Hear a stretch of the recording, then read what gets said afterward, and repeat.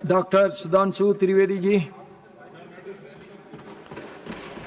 माननीय सभापति महोदय, हम वंदे मातरम से अब ट्रांजिट करके इलेक्टोरल रिफॉर्म्स की तरफ जा रहे हैं, तो मैं ये कह के अपना विचार प्रारंभ करता हूं। जो मैंने बचपन में आकाशवाणी लखनऊ में एक मुस्लिम कवि, संभवतः उनका नाम वाहिद अली वाहिद था, उनसे सुना था कि वाणी सत्यम काया शिवम, रूप सुंदरम है तेरा, आदर्शों की स्वर्ग है तू, जय हे देवी भारत माता। अब आज के इस विषय पे आते हैं। उस हाउस में भी बहुत सारा इस विषय के ऊपर चर्चा हुई, यहां भी चर्चा होगी, परंतु जब हम चुनाव सुधारों की बात करेंगे तो मुझे लगता है इसे 4 स्तर में डिवाइड करना चाहिए। पहला, लोकतंत्र और इसका आधार, दूसरा चुनावी प्रक्रिया, और तीसरा कि इस चुनावी प्रक्रिया में होने वाले सुधार, और उसके बाद विपक्ष की आपत्ति और उन पे होने वाली तकरार, और इसके साथ मैं कुछ सुझाव देने का भी प्रयास करूंगा। सर्वप्रथम मैं कहना चाहता हूं कि हम सभी ये मानते हैं कि भारत जो है वो मदर ऑफ डेमोक्रेसी है, मगर एक फैक्ट है जो शायद बहुत से लोगों को ध्यान नहीं रहता होगा। अगर आप पूरी दुनिया का नक्शा देखें तो ईस्टर्न यूरोप से लेके आप जापान तक चले जाइए तो केवल 3 ही डेमोक्रेसी हैं, भारत, जापान और ऑस्ट्रेलिया।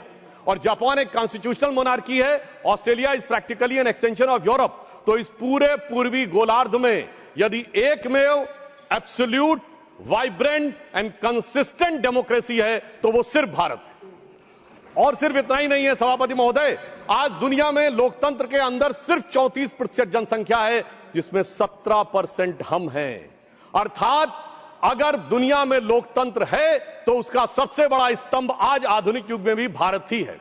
और इसका आधार, कई बार हमारे गुलामी की मानसिकता के प्रभाव से हर चीज का आधार विदेश में ढूंढने का प्रयास करते हैं, और मैं बताना चाहता हूं उसका सबसे बड़ा आधार भारत की धर्म और संस्कृति है। इसके लिए मैं कोट करना चाहता हूं फ्रीडम हाउस की रिपोर्ट, जिसको ये लोग बहुत महत्व देते हैं। फ्रीडम हाउस ने अपनी एक रिपोर्ट जो 1999-2000 में उसने लिखी, जिसमें freedom house report about the annual survey of the political right and civil liberties 1999-2000 on page number 10 and 11, वो क्या लिखता, मैं कोट कर रहा हूं, 13 of the 63 countries with the poorest record in terms of political right and civil liberties are predominantly Christians. There is a strong correlation, sir इस पे ध्यान देने की आवश्यकता है, there is a strong correlation between the electoral democracy and Hinduism, and significant number of free and countries which belong to the Buddhist community. और आगे वो लिखता है, sir, the Islamic world remains the most resistant to the spirit of democracy and civil rights. अर्थात आज भी दुनिया ये मानती है कि सबसे ज्यादा अगर है तो लोकतंत्र का आधार भारत में है, और इसके लिए कोई बाहर से, विदेश से देखने की आवश्यकता नहीं है। बाबा साहब अंबेडकर को मैं कोट करना चाहता हूं। बाबा साहब अंबेडकर ने कहा, और कौन सी किताब जिसको ये लोग बहुत ध्यान देते हैं, annihilation of caste, page number 234 पे उन्होंने कहा, I am told that such religious principles as will be in the commencements of the liberty, equality and fraternity. It may not be necessary for you to look for foreign sources, and that you can draw such principles from Upanishads. Sir ये ध्यान देने की आवश्यकता है। बाबा साहब अंबेडकर ने कहा कि समानता, बंधुता और स्वतंत्रता के सिद्धांत के लिए पश्चिम में देखने की आवश्यकता नहीं है, वो उपनिषदों में दिखाई पड़ेगा। मगर क्या बताएं सभापति महोदय, आज भी हमारे कुछ नेता जाके लंदन में खड़े होकर गुहार लगाते हैं कि भारत में डेमोक्रेसी को बचाना है। तो उनके लिए मैं एक लाइन कहना चाहूंगा, अभी साज दिल में तराने बहुत हैं, अभी जिंदगी के फसाने बहुत हैं, डरे गैर पर भीख मांगो न फन की, जब अपने ही घर में खजाने बहुत हैं। अब मैं आगे की बात कहना चाहता हूं। देखिए, चुनावी प्रक्रिया स्वतंत्रता के बाद शुरू हुई, और इसमें बहुत सारी चीजों की उस समय समस्या रही होगी। मैंने आदरणीय आडवाणी जी ने एक बार हम लोगों को बताया था कि कैसी कैसी समस्याएं आती थी। उस जमाने में लोग इलेक्टोरल रोल बनाने के लिए जाते थे और महिलाओं का नाम पूछते थे तो डांट पड़ जाती थी, क्योंकि उस समय के समाज में माना नहीं जाता था कि किसी घर की महिला का नाम पूछा जाए। परंतु मैं बताना चाहता हूं सर, चुनावी प्रक्रिया पे सबसे पहली समस्या स्वतंत्र भारत में कहां आई? भारत के इतिहास की पहली इलेक्शन पिटीशन, चुनावी धांधली के विरुद्ध पिटीशन कब दाखिल हुई? 21 अप्रैल 1952। किसने दाखिल की? भारत के लॉ मिनिस्टर रहे बाबा साहब अंबेडकर। और उनके उस पिटीशन को मैं कोट करना चाहता हूं। उसके पैरा 12 में उन्होंने लिखा, the petitioner says that the aforesaid large number of double votes, 74,333 being void, has been a result of corrupt practice and undue influence on the part of the respondent number 1 and 2. Sir बाबा साहब अंबेडकर को 74,333 vote cancel करके 14,000 vote से हारा हुआ declare कर दिया गया। मगर सभापति महोदय, यह तो थी प्रक्रिया। अब इस पर प्रतिक्रिया देखिए। तत्कालीन प्रधानमंत्री जवाहरलाल नेहरू जी की प्रतिक्रिया है। 16 जनवरी 1952 वो लखनऊ से एडविना माउंटबेटन को लेटर लिखते हैं और क्या लिखते हैं कि our success in the Bombay city and the Bombay province has been greater than expected. और सर आगे वो लिखते हैं अंबेडकर हैज बीन ड्रॉप्ड। बड़ी प्रसन्नता उनको होती है कि डॉक्टर अंबेडकर चुनाव हार गए हैं। और इसके बाद वो क्या लिखते हैं कि socialist have joined hand with Ambedkar so they lost their repute. But आगे सर वो बात लिखते, बहुत ध्यान देने की जरूरत है। वो लिखते हैं Ambedkar has joined hand with Hindu communalist. ये चाचा जी की जबानी है ये कहानी कि डॉक्टर बाबा साहब अंबेडकर इनके अनुसार हम लोगों की तरफ से, और इसका सोर्स है selected work of Jawaharlal Nehru series 2 volume 17 page number 37। इसके बाद आगे बढ़ते हैं। सब लोगों को पता है कि जब इंदिरा जी का शासनकाल आया तो उस समय एक अलग प्रकार की समस्या उत्पन्न हुई। भारत के इतिहास में पहला उदाहरण जब किसी प्रधानमंत्री का चुनाव अनियमितता के कारण अवैध घोषित किया गया। उसके बाद हम आगे बढ़ते हैं और जब तक कांग्रेस सत्ता में रही, निर्बाध सत्ता में, तब तक चुनाव सुधार पे कोई विचार नहीं हुआ। चुनाव सुधार पे विचार शुरू होता है 1977 में, जब इलेक्शन कमीशन द्वारा ECIL को इलेक्ट्रॉनिक वोटिंग की संभावनाएं खोजने के लिए कहा जाता है। और फिर इंदिरा जी के समय में 1982 में आर्टिकल 324 में चुनाव आयोग को 50 पोलिंग बूथ के ऊपर इलेक्ट्रॉनिक वोटिंग के बारे में प्रयोग करने के लिए कहा जाता है। फिर राजीव जी के समय में 1988 में 61A में चेंज करके कहा जाता है कि EVM का प्रयोग किया जा सकता है। और 15 मार्च 1989 को राजीव गांधी की सरकार के समय में इसको वैधानिक मान्यता प्रदान की जाती है। मगर अब क्या बताएं सभापति महोदय, कांग्रेसियों के अनुसार कंप्यूटर क्रांति के जनक राजीव गांधी जी के परिवार के लोग अब कंप्यूटर एरा से क्वांटम एरा में आते आते पर्ची से चुनाव कराने के लिए जोर डालने लगे। और यह भी मैं बताना चाहता हूं कि पर्ची के बारे में बहुत सारी चर्चाएं होती थी, कैसे बूथ कैप्चरिंग और मतपेटियां लुटती थी, वो एक अलग विषय है। परंतु मैं यह भी कहना चाहता हूं कि देश की संसद में कई बार चुनाव सुधार के लिए बड़े विधेयक पारित हुए, पर मैं उदाहरण देना चाहता हूं कैसे हुए। एक बार इंदिरा जी का चुनाव गलत सिद्ध हुआ तो सर रेट्रोस्पेक्टिवली चुनाव का सुधार कर दिया गया ताकि किसी भी अदालत का उस पर कोई प्रभाव न पड़े। फिर मैं याद दिलाना चाहता हूं सर, राजीव गांधी जी जब प्रधानमंत्री थे 1989 को उनका चुनाव हुआ अमेठी में, सर गोलियां चली, 21 लोगों पे FIR हुई। और उनके विरुद्ध कौन लड़ रहे थे? राजमोहन गांधी, महात्मा गांधी के पौत्र, और डॉक्टर संजय सिंह जो पूर्व केंद्रीय मंत्री थे, उनको इतनी गंभीर गोली लगी कि प्राणों का संकट उत्पन्न हो गया। और आरोप यह था कि प्रधानमंत्री जी के पक्ष में, और यह पुलिस की गोली नहीं थी, क्रॉस फायरिंग हो रही थी, जिसके बारे में उस समय कई अंतर्राष्ट्रीय मीडिया ने 26 नवंबर को लिखा कि भारत के 42 वर्ष के इतिहास में संभवतः सबसे हिंसक चुनावों में से एक। अब इसके बाद आप आइए साहब, इसके बाद हम आगे बढ़ते हैं तो वर्तमान UPA सरकार का दौर आता है। और उस समय बहुत से लोगों को यह तथ्य ध्यान नहीं होगा, वैसे तो नेहरू परिवार और बच्चन परिवार के बीच में बहुत मधुर संबंध थे, पर कभी कभी ज्यादा मिठास होने से डायबिटीज हो जाती है। तो वो दौर था 2006 में जया बच्चन जी की सदस्यता चली गई ऑफिस ऑफ प्रॉफिट के मुद्दे पे, क्योंकि उत्तर प्रदेश सरकार का एक पद था। अब सर यही आरोप लग गया और सोनिया गांधी जी जो उस समय नेशनल एडवाइजरी काउंसिल की चेयरमैन थी, उन पर भी ऑफिस ऑफ प्रॉफिट का विषय लग गया और इस कारण से उनकी सदस्यता भी चली गई। मगर सभापति महोदय, जो आज संविधान की दुहाई देने की बात करते हैं, सोनिया जी जब तक चुनाव दोबारा गईं, लड़के आईं, तब तक चुनाव में संशोधन करके ऑफिस ऑफ प्रॉफिट का नियम ही बदल दिया गया ताकि PM ने सुपर PM की पदवी को सुरक्षित कर दिया। अब मैं यह भी बताना चाहता हूं सर, उसके बाद वास्तविक अर्थों में चुनाव सुधार की शुरुआत तब हुई जब भारतीय जनता पार्टी शक्तिशाली हुई, 1990 का दशक, और ये देश की यूनिपोलर पॉलिटिक्स बाइपोलर हुई। वोटर ID कार्ड 1993 में आया, केंद्रीय सुरक्षा बलों की तैनाती 1996 में प्रारंभ हुई।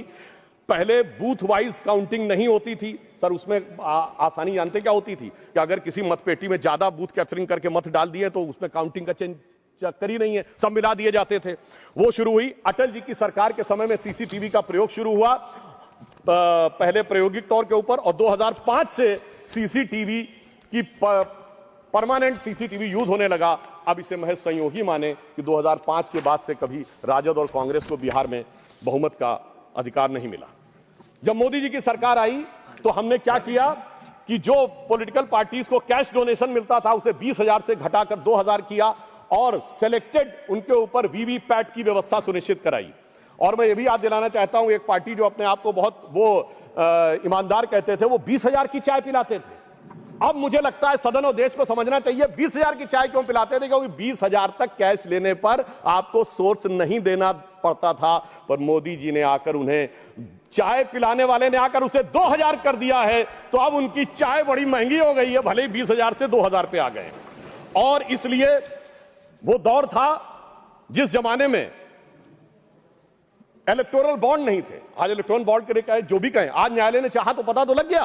क्या 2014 से पहले जहाज नहीं उड़ते थे, खर्चे नहीं होते थे? आज न्यायालय चाहे भी तो उसको पता नहीं लगा सकता। कम से कम यह पारदर्शी व्यवस्था हमारी सरकार ने आके की। और इन लोगों की सरकार कब रहती थी सभापति महोदय, जिस जमाने में, और मैं ये भी कहना चाहूंगा इनकी सरकार कब रहती थी और हमारी सरकार कब है? सर, जब से वोटर आईडी कार्ड आ गए कांग्रेस की सरकार आना बंद, सीसीटीवी आ गए कांग्रेस की सरकार आना बंद, जब से स्वतंत्र जुडिशरी हो गई कांग्रेस सरकार आना बंद, स्वतंत्र मीडिया आ गई कांग्रेस को स्पष्ट बहुमत मिलना बंद। और तो और सर, जब से साक्षरता दर 50% हो गई बहुमत मिलना बंद। इनको कब बहुमत मिलता था? जिस जमाने में मतपेटियां लूटी जाती थी, बूथ कैप्चरिंग होती थी, गोलियां चलती थी, कट्टे बम चलते थे और अनेक लोग गुजरात के चुनाव, बिहार के चुनावों में 80 लोग तक घायल होते थे। इन्हें लग रहा है शायद वही जमाना वापस आ जाए। तो मैं उनके लिए पूरी संवेदना से कहना चाहूंगा कि जो पुराना गीत था, गुजरा हुआ जमाना आता नहीं दोबारा, हाफिज सईद तुम्हारा। और अब मैं इसके बाद यह विषय कहना चाहूंगा कि जो इसके ऊपर आपत्ति की राजनीति की जाती है, आज मतदाता सूची को लेकर कांग्रेस आपत्ति कर रही है। मैं याद दिलाना चाहता हूं 18 दिसंबर 1950 को डॉक्टर बाबा साहब अंबेडकर ने कहा कि जो इलेक्टोरल रोल्स हैं उनका हर 6 महीने में होना चाहिए रिवीजन। पर उनका कहना था व्यवहारिक दृष्टि से मुश्किल है तो 1 साल या 2 साल में कर दिया जाए। मगर सभापति महोदय, ये 20 साल में भी करने को तैयार नहीं है और उसके बाद ये आरोप लगा रहे हैं। तो मैं इनसे पूछना चाहता हूं, अभी हमारे सम्मानित सदस्य कह रहे थे कि 45 दिन के बाद वो नहीं करते, उसका जवाब गृह मंत्री जी वहां पर दे चुके हैं। उन्होंने साफ साफ कहा 1991 में जो चेंजेस किए थे नरसिम्हा राव सरकार में, उसमें कोई भी एविडेंस, कोई भी पिटीशन 45 दिन तक ही हो सकती है।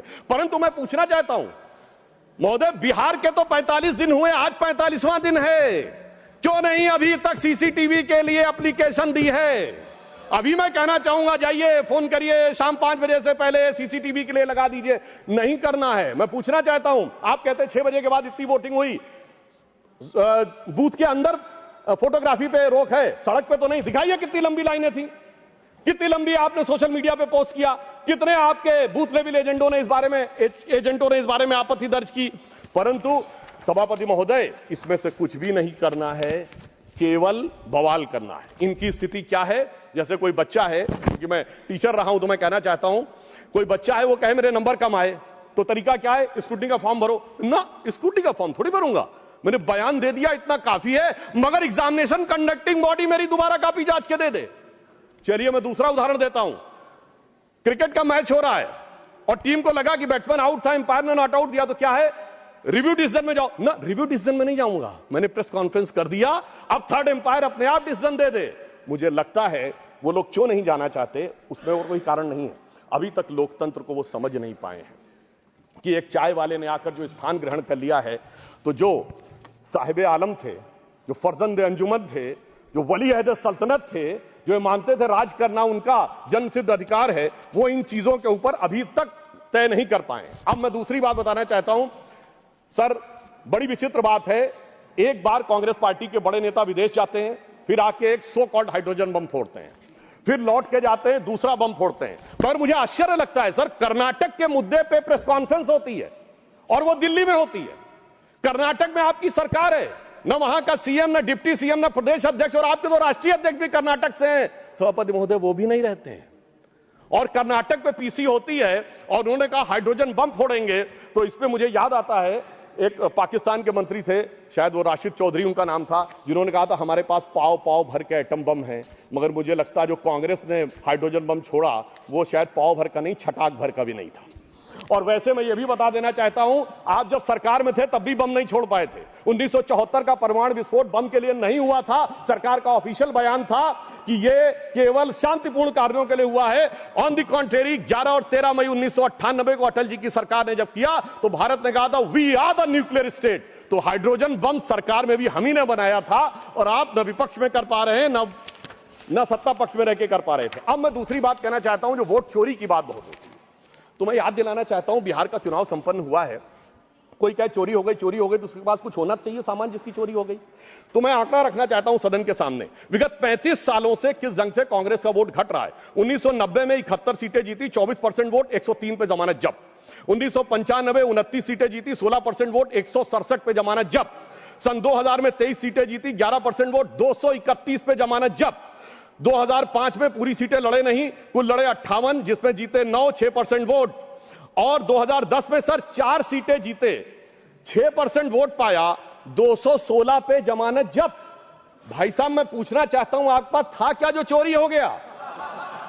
इसीलिए मुझे एक चीज याद आती है, जो हमारे ग्रामीण क्षेत्रों में एक कहावत है कि जब वो चोरी की गुहार लगाते हैं तो फटक चंद गिरधारी, ना लुटिया ना थारी, और चौराहे पे चीख रहे हैं चोरी हो गई हमारी।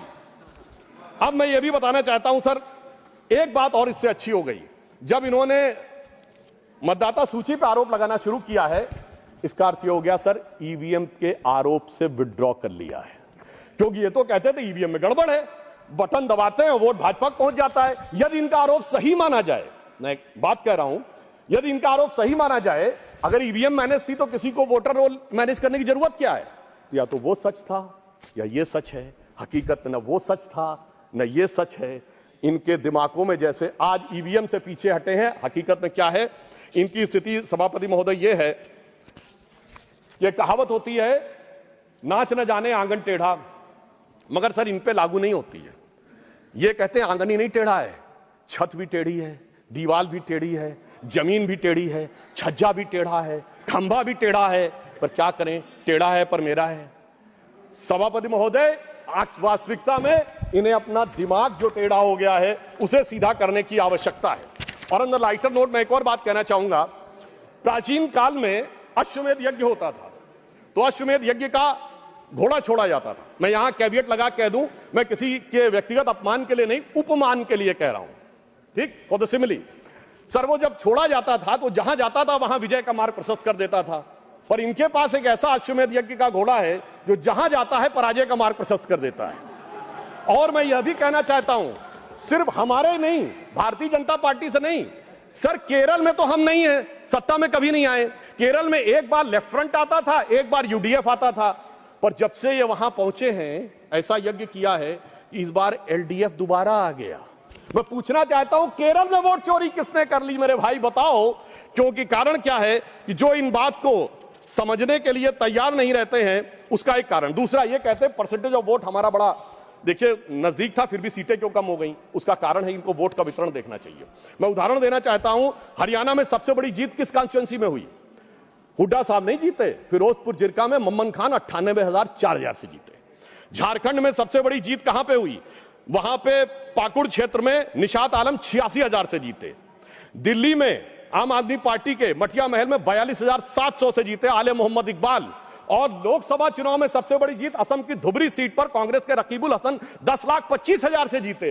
तो मैं इनसे कहना चाहता हूं आपका वोट का वितरण समान नहीं है, कहीं कहीं ज्यादा गहरा है। जहां दिल का रिश्ता ज्यादा गहरा है वहां वोट ज्यादा गहरा है। जब आप उसको समझ पाएंगे तो ये वोट परसेंटेज के अंतर को आप भली भांति समझ सकते हैं।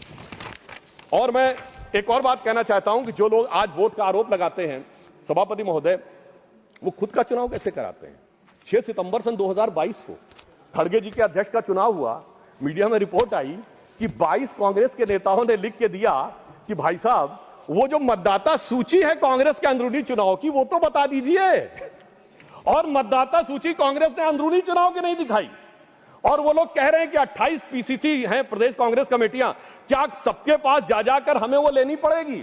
मगर साहब जिन्होंने अपनी मतदाता सूची नहीं दिखाई, चुनाव आयोग को मतदाता सूची के लिए लिख नहीं रहे हैं और वो आकर हमें ज्ञान दे रहे हैं, इन्हीं के लिए कहा गया है खुद मियां फजीहत और दूसरों को नसीहत।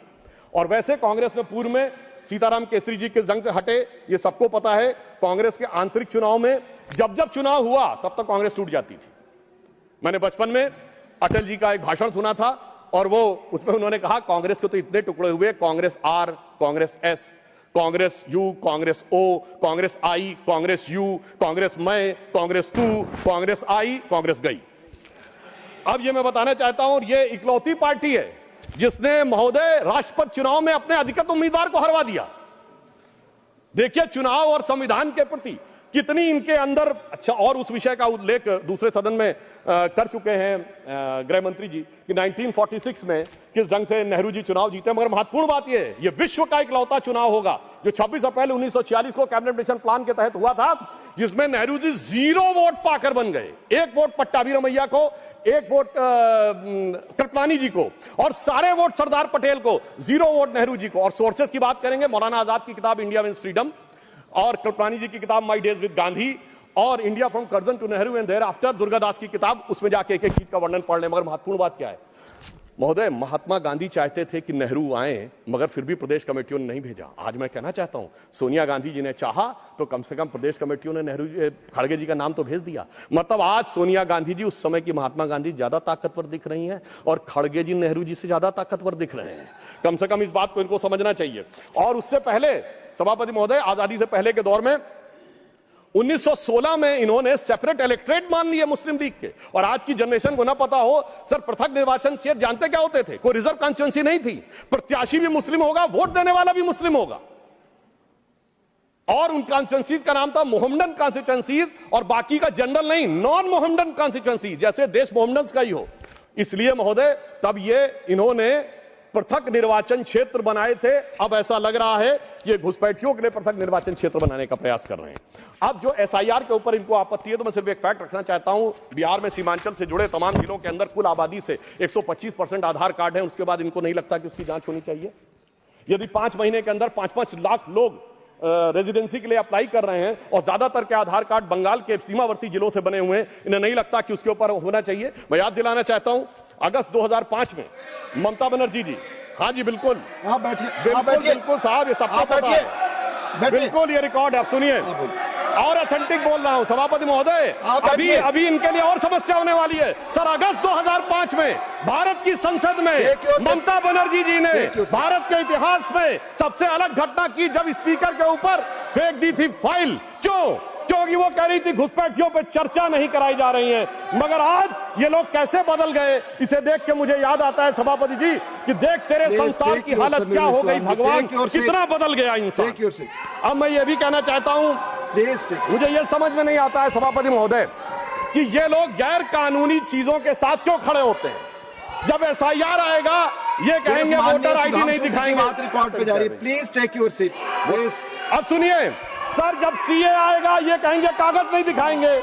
जब वक्फ बोर्ड आएगा तो ये कहेंगे कि साहब हम जमीन के कागज नहीं दिखाएंगे। मुझे समझ में नहीं आता है कि गैर कानूनी कामों वालों के साथ ये हमेशा खड़े हुए क्यों दिखाई पड़ते हैं। अब संवैधानिक संस्थाओं की बात आती है तो मैं याद दिलाना चाहता हूं, इस देश में चुनाव आयुक्तों की बात आती है तो अटल जी की सरकार एक वोट से गिरी थी। तब चुनाव आयुक्त कौन था? मनोहर सिंह गिल। तुरंत चुनाव क्यों नहीं कराया गया? अप्रैल 99 में सरकार गिरी थी, मई में हो जाने चाहिए थे चुनाव। 6 महीना पीछे क्यों ले जाए गए? ताकि एक वोट की सहानुभूति न मिले। और ये इस जनता का आशीर्वाद और भगवान की कृपा कि सितंबर अक्टूबर 99 में हम दोबारा चुन के आए। और पर्दाफाश हुआ जब वही चुनाव आयुक्त, देश के इतिहास के इकलौते चुनाव आयुक्त जो जाकर दूसरी सरकार में मंत्री बन गए, और वो लोग आकर आज हमें कहने का प्रयास करते हैं कि मंत्री बने। संवैधानिक संस्थाओं की अगर दूसरी बात करें, सुधांशु जी, माननीय चेयरमैन ने कहा है किसी चुनाव आयुक्त पर कोई टिप्पणी न करें। ठीक, अगर ये आपको लगे तो मैं सिर्फ ये कह देना चाहता हूं, इसको विड्रॉ कर लीजिएगा। दूसरी बात महोदय, मगर इस देश में संवैधानिक संस्थाओं के साथ क्या हुआ मैं बताना चाहता हूं। सर्वोच्च न्यायालय में एक न्यायाधीश ऐसे भी बने जो पहले कांग्रेस के नेता रहे, चुनाव के प्रत्याशी रहे और उसके बाद सर्वोच्च न्यायालय के न्यायाधीश बन गए, जस्टिस बेहरुल इस्लाम। सर संवैधानिक संस्थाओं के साथ क्या हुआ? इस देश में एक न्यायाधीश, मुख्य न्यायाधीश ऐसे ही बने जिन पे कानून की डिग्री नहीं थी, जस्टिस कैलाशनाथ बांचू। मुझे लगता है कि जिस ढंग के संवैधानिक संस्थाओं के साथ हुआ है, और मैं एक और बात कहना चाहता हूं, जो लोग कहते हैं चुनाव आयोग ठीक काम नहीं कर रहा वगैरह वगैरह, तो मैं कहना चाहता हूं जरा उत्तर से दक्षिण तक देखिए। चुनाव आयोग कश्मीर में अच्छा काम करता है, पंजाब में अच्छा काम करता है, हिमाचल में अच्छा काम करता है, सर हरियाणा में गड़बड़ कर देता है, फिर उत्तराखंड में गड़बड़ कर देता है, राजस्थान में सर 2018 में सही काम करता है, 2023 में गड़बड़ कर देता है, फिर यूपी गड़बड़ करता है, बिहार गड़बड़ करता है, झारखंड ठीक कर देता है। क्या बताएं, मध्य प्रदेश में पहले तो अच्छा किया था, इस बार गड़बड़ कर देता है। छत्तीसगढ़ 18 में ठीक किया था, 23 में गड़बड़ कर देता है। गुजरात तो गड़बड़ करता है, बंगाल बहुत अच्छा कर देता है, फिर तेलंगाना अच्छा करता है सर, फिर तमिलनाडु अच्छा करता है, फिर कर्नाटक अच्छा करता है, केरल अच्छा करता है, असम में गड़बड़ कर देता है। मुझे लगता है कि देश की जनता को मूर्ख समझने का प्रयास नहीं करना चाहिए, ऊपर से अपनी सुविधा के अनुसार जो आप चयन करने का प्रयास करते हैं वो नहीं करना चाहिए। और मैं ये भी बताना चाहता हूं कि इन लोगों की जहां तक बात है, संवैधानिक संस्थाओं में किसका अपमान नहीं हुआ। राष्ट्रपति की ताकत इनके दौर में घटाई गई, कमिटेड जुडिशरी की बात इनके दौर में हुई, और तो और सर प्रधानमंत्री के ऊपर सुपर पीएम इनके जमाने में आके बैठा। भारत के इतिहास में इकलौता उदाहरण, जब दर्जा प्राप्त कैबिनेट मंत्री का दर्जा प्रधानमंत्री से राजनीतिक रूप से ऊपर था और विदेश से आने वाले लोग उनसे मिला करते थे, नेशनल एडवाइजरी काउंसिल का चेयरमैन, तो वो लोग आकर जब कैबिनेट का पर्चा फाड़ा गया वो तो एक अलग बात थी। अब मैं बताना चाहता हूं एक विषय और, कि विषय सिर्फ यहां एसआईआर नहीं है, विषय चुनाव आयोग नहीं है। देश की हर व्यवस्था के बारे में दुष्प्रचार करना है। इन्होंने रफाल के बारे में दुष्प्रचार किया। इन्होंने जाकर उस समय कहा, 20 जुलाई 2018 को लोकसभा में आके कहा कि फ्रांस के राष्ट्रपति से बात हुई और उन्होंने रफाल के लेकर आपत्ति दर्ज की। शाम तक फ्रांस की सरकार का खंडन आ गया। 2019 में इसी मुद्दे के ऊपर चौकीदार चोर कहने पे सर्वोच्च न्यायालय से माफी मांगनी पड़ी। अगर उसके बाद आप देखें, इन्होंने सर्जिकल स्ट्राइक पर सेना के बारे में दुष्प्रचार किया, बालाकोट में एयरफोर्स के बारे में दुष्प्रचार किया, और उसके बाद अगर आप देखें तो इन्होंने भारत की अर्थव्यवस्था को लेकर कहा, एचएएल के बारे में दुष्प्रचार किया। सर एचएएल के पास आज 81,000 करोड़ के ऑर्डर्स हैं। इन्होंने कहा एलआईसी बर्बाद हो गई। सर एलआईसी ने 31,000 करोड़ का ऑल टाइम हाई प्रॉफिट किया है। इन्होंने SBI, state bank of India के बारे में कहा। Sir state bank of India ने प्राइवेट सरकार मिला के 77,000 करोड़ रुपए का प्रॉफिट किया है। इन्होंने कहा कोविड के बारे में दुष्प्रचार किया। उसके बाद इन्होंने राम मंदिर के मुहूर्त के बारे में किया। अर्थात मैं ये कहना चाहता हूं, इनका उद्देश्य कोई ना कोई बहाना ढूंढकर सरकार के विरुद्ध बिना बात के प्रचार करते रहना है। इसलिए मैं एक पंक्ति इनके लिए कहना चाहूंगा, वो पैरवी तो झूठ की करता चला गया। झूठ शब्द अगर गलत हो तो उसे असत्य से रिप्लेस कर दीजिएगा। तो वो पैरवी तो असत्य की करता चला गया, बस उसका चेहरा उतरता चला गया और रंगत समझ में आई, मगर आई देर से। कच्चा था बहुत, रंग उतरता चला गया।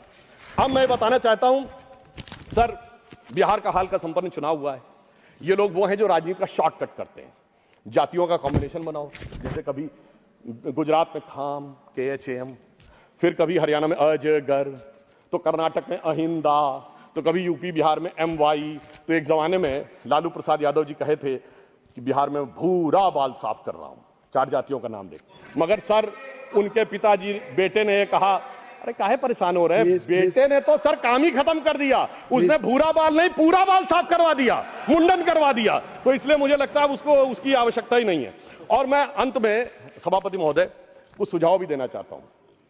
आज इलेक्शन जिस दौर में पहुंच गया है, टेक्नोलॉजी इस दौर में पहुंच गई है, AI का दुरुपयोग होने की संभावना अगले लोकसभा चुनाव तक बहुत हो जाएगी। मुझे लगता है इस बारे में सरकार निश्चित रूप से कोई ना कोई कदम उठाएगी, और जो लोग पब्लिक प्लेटफॉर्म्स पे हैं उनको अपने AI सिग्नेचर्स यानी AI प्रिंट्स के बारे में ऑथेंटिक रूप से स्टैब्लिश करने के बारे में विचार करना चाहिए, क्योंकि अन्यथा ये आने वाले समय में वॉइस रिकॉग्निशन और अन्य चीजों में प्रॉब्लम हो सकती है। दूसरा मेरा मानना है कि जो सर्टिफाइड जो मान्यता प्राप्त राजनीतिक दलों के प्रत्याशी नहीं हैं, उनके नामांकन के लिए जो संख्या निर्धारित है उससे कुछ बढ़ाना चाहिए प्रस्तावकों की, ताकि गंभीर लोग आ सकें।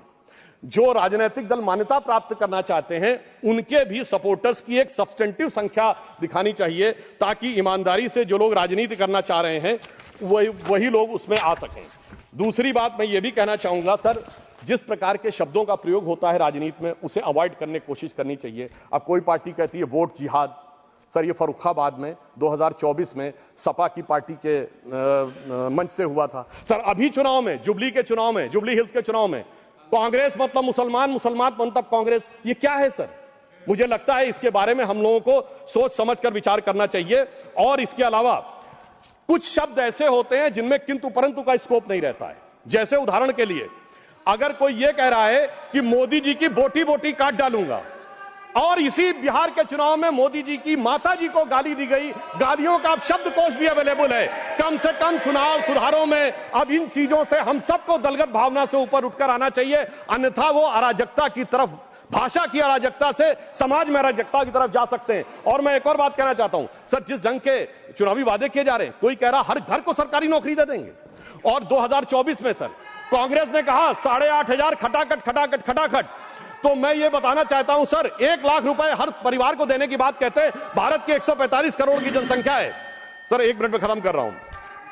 उसमें कुल मिला के 31 करोड़ परिवार हैं, यानी 31 लाख करोड़ बांटेंगे, और भारत की रेवेन्यू रिसीव 2024 में 27 लाख करोड़ थी। इससे बात समझ में आ जाता है कि वो किस प्रकार से लोगों में भ्रम पैदा करने का प्रयास कर रहे हैं। पर अंत में मैं ये कहना चाहता हूं कि आप जिस प्रकार के लोगों को साथ में लेकर सोच रहे हैं कि आप चुनाव जीत जाएंगे, ये भविष्य में आपके लिए बहुत बड़ी चुनौती बनेगी। एक उदाहरण सर मैं अवश्य देना चाहूंगा। सिलहट का चुनाव हुआ था, भारत के इतिहास में इकलौता चुनाव जिसमें यह तय होना था विभाजन से पहले कि वो भारत में रहेगा कि बांग्लादेश में। वोटिंग होनी थी, और उस समय जोगेंद्रनाथ मंडल वहां के नेता थे, और उनकी जाति के लोग वहां अधिक थे।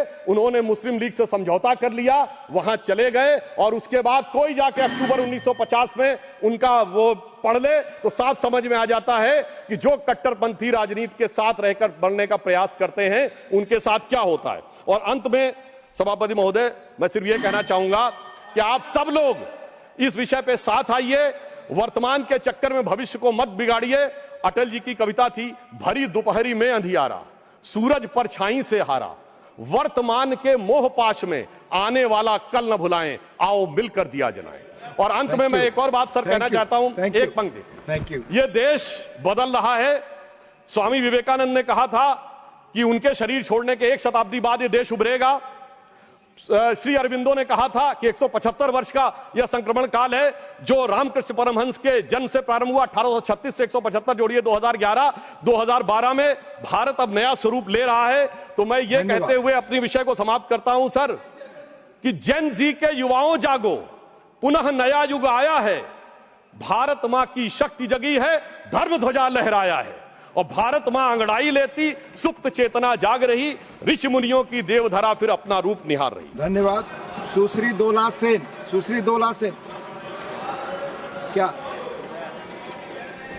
दोला जी 1 मिनट, क्या राजीव जी क्या जी की स्पीच में एक थोड़ा सा स्पष्टीकरण आपके माध्यम से मैं चाहता हूं। इन्होंने कहा कि जो 74 का परमाणु विस्फोट, हालांकि चर्चा चुनाव पे थी, लेकिन उन्होंने फिर भी कहा कि 74 का परमाणु विस्फोट कहा गया था कि शांतिपूर्व उससे किया गया प्रयासों के लिए। धन्यवाद। क्या जो नहीं जो अटल जी के जमाना 98 में हुआ था वो क्या कहते, उसमें क्या ये नहीं कहा गया? धन्यवाद। किया गया। और दूसरी चीज ये क्या हाइड्रोजन बम है हमारे पास? आप कंफर्म कर दीजिए दोनों चीजें। आप सत्तारूढ़ दल के हैं और रक्षा मंत्री के करीबी हैं, इसलिए दोनों बातें बता दीजिए। दोनों ने अनाउंस कर दिया, भारत सरकार ने कहा शांति। धन्यवाद सर। 98 में 11 और 13 मई को हुआ, हमने 3। दोला जी आप बोले, अब दोनों को अलाउ कर आप बोले।